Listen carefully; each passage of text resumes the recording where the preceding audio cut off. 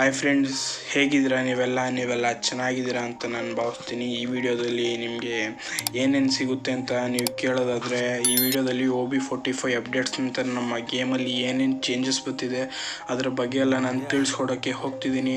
ನಮ್ಮ ಗೇಮಲ್ಲಿ ಒಂದು ಹೊಸ ಕ್ಯಾರೆಕ್ಟರ್ ಲಾಂಚ್ ಆಗ್ತಿದೆ, ಒಂದು ಹೊಸ ವೆಹಿಕಲ್ ಲಾಂಚ್ ಆಗ್ತಿದೆ, ನಂತರ ನಮ್ಮ ಮ್ಯಾಕ್ 10ಗೆ ಅಪ್ಗ್ರೇಡ್ ಸಿಸ್ಟಮ್ ತರ್ತಿದ್ದಾರೆ. ನಂತರ ನಮ್ಮ OB45 ಅಪ್ಡೇಟ್ ಮತ್ತು ನಮ್ಮ 7th ಆ್ಯನಿವರ್ಸರಿ ಒಟ್ಟಿಗೆ ಬರ್ತಿದೆ. ಈ ಸಲ ಅಂತೂ ನಮಗೆ ಭರ್ಜರಿ ಆಫರ್ಸ್ ಇದೆ. ಬನ್ನಿ, ಇಂಥ ಒಳ್ಳೆ ಆಫರ್ಸ್ಗಳೆಲ್ಲ ನಮ್ಮ ವಿಡಿಯೋದಲ್ಲಿ ತಿಳ್ಕೊಳ್ಳೋಣ.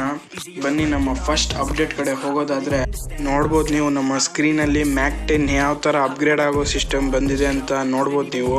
ಇದು ಚಿಪ್ಪಿಂದ ಅಪ್ಗ್ರೇಡ್ ಆಗೋದು ಅಥವಾ ನಾವು ಈಗ ಆಗನ್ನು ಅಪ್ಗ್ರೇಡ್ ಮಾಡ್ಕೋತೀವಲ್ಲ ಕಿಲ್ ಮಾಡಿ, ಆ ಥರನೂ ಇನ್ನೂ ನಮಗೆ ಕನ್ಫರ್ಮ್ ಆಗಿಲ್ಲ.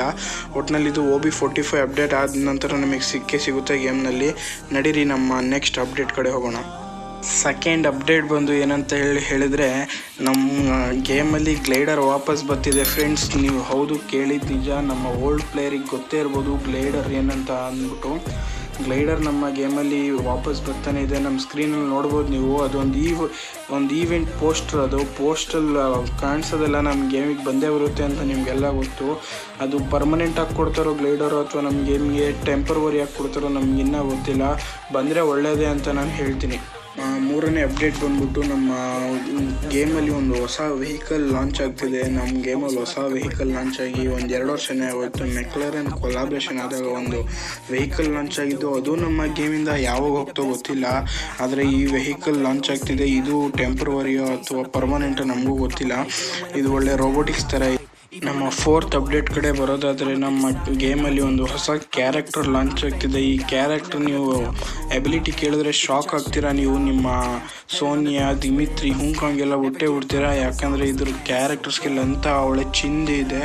ಈ ಕ್ಯಾರೆಕ್ಟರ್ ಸ್ಕಿಲ್ ನೀವು ನಮ್ಮ ಸ್ಕ್ರೀನಲ್ಲಿ ನೋಡ್ತಾನೆ ಇರ್ಬೋದು. HP ಶೇರಿಂಗ್ ಅಂತ ನಿಮ್ಮ ಟೀಮ್ಮೇಟ್ಸ್ಗೆ ನೀವು HP ಶೇರ್ ಮಾಡ್ಬೋದು. ನಮ್ಮ 5th ಅಪ್ಡೇಟ್ ಕಡೆ ಬರೋದಾದರೆ, ನಮ್ಮ ಗೇಮಲ್ಲಿ ಒಂದು ಹೊಸ ಮೂಡ್ ಲಾಂಚ್ ಮಾಡ್ತಿದ್ದಾರೆ, FPP ಅಂತ. FPP ಮೂಡ್ ಅಂದರೆ ಫಸ್ಟ್ ಪರ್ಸನ್ ಸ್ಪೆಕ್ಟೇಟಿವ್ ಅಂತ.